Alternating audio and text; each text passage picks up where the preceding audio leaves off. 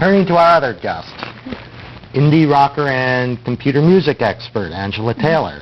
Now, you teach computer music at Hopkins. I do, and actually, I'm in the division called Peabody, which is a subset of the Hopkins greater whole. So, What can you do with a computer these days, and how is it different from what's being done before? oh, you can do a lot of stuff with a computer these days. I mean, you can track an entire album on a computer. You can mix it in the computer. Wow. You can master it in the computer. I mean, you could, if you really wanted to, you could just duplicate them on your computer too, and you could just do your whole entire album on the computer. Can you replace musical instruments with computer-generated sound? Well, that's an interesting question, definitely. I mean, nothing sounds like a real instrument. Like you really still can't play a synthesizer or trumpet and have it really sound like a trumpet, for example, or a flute. You know, it still sounds like a synthesizer. Now, that's not to say that you know, there are some really cool sounds that come out of a synthesizer. So if that's what you want, that's great. Right. But to sort of get back to your question, can you imitate all instruments known to man using a computer? Not necessarily. Can you alter them or change what's been recorded with the handheld instrument? Yeah, you can. You can certainly do that. You can take an instrument and you can make it so that it sounds like the person played their part in tune or played it in good time. You know, that's always nice. You can take a part that an instrument played in a different part of the song and fly it back to a different part of the song. You know, there's all sorts of things you can do. How widely used is computer-altered or computer-generated music in contemporary popular music? Oh, it is pervasive. Yeah, like every song you hear on the radio has been through a computer in some way. Except they're not telling you about it. Right. No, no. But they're not hiding it either. It's not as if it's pop music's dirty little secret. You know, it's a part of the mix now. How do you two feel about Napster? Napster bad. Yeah, what do you think? I think that anything that involves theft of anyone's intellectual property is a bad thing. Period. Right. Yeah. Let's see, who uses computer music well? Computer enhancement in the current scene. Who does it well and who does it badly?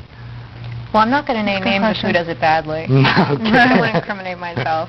Well, Moby writes some really wonderful I like computer. I love him. Yeah, I he's love great. him. Yeah.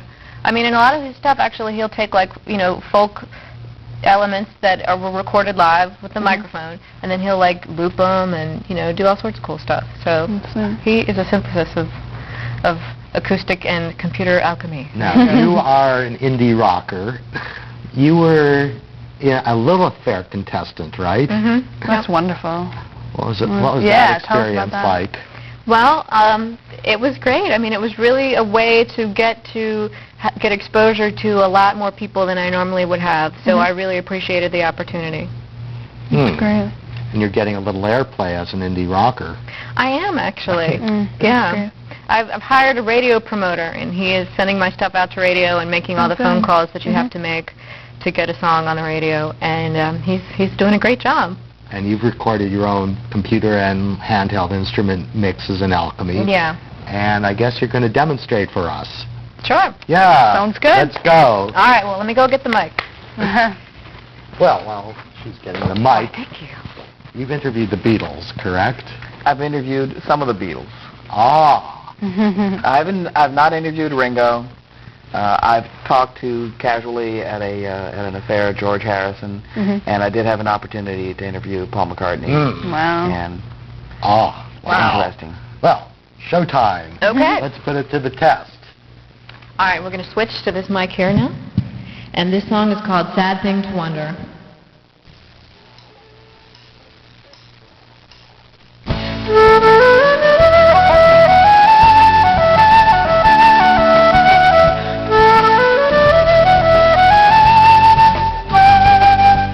Looking through cards and letters from days before, thinking of my old lovers, boys I adored, wondering how things would have been if I'd ended up settling down with the one I love.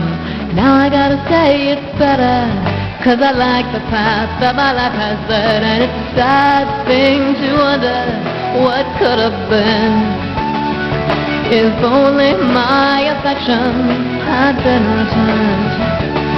And it's a sad thing to wonder what I might have done if one of those old love affairs hadn't come undone.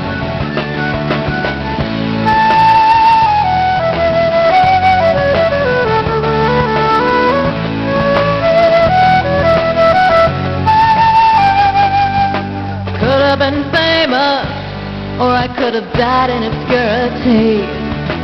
Who would have thought that this wonderful life could have happened to a girl like me? You never know for certain what you got, kind of path that your life will take.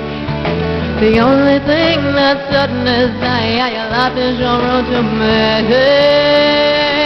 'Cause it's a sad thing to wonder what could have been if only my affections had been returned. And it's a sad thing to wonder what I might have done if one of those old love affairs hadn't come undone.